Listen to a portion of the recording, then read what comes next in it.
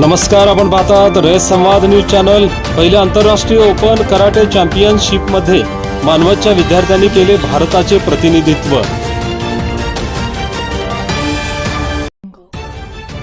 औरंगाबाद येथे 25 ऑगस्ट रोजी पार पडलेल्या पहिल्या आंतरराष्ट्रीय ओपन कराटे चॅम्पियनशिप मध्ये सेल्फ डिफेन्स मध्ये मास्टर स्पोर्ट्स अकॅडमी मानवतच्या विद्यार्थ्यांनी भारताचे प्रतिनिधित्व करत एकूण 13 विद्यार्थ्यांनी सहभाग नोंदविला होता।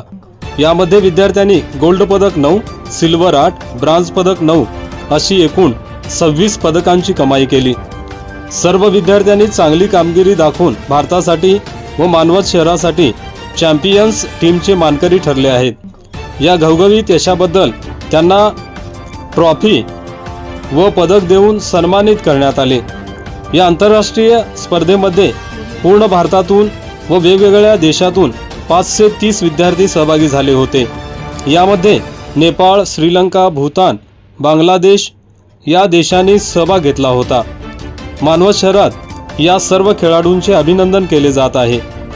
या सर्व विद्यार्थी स्पर्धकांना अब्दुल सत्तार मास्टर यांच्या मार्गदर्शनाखाली मास्टर असीर खान, बालाजी शिंदे यांचे सहकार्य लाभले आहे।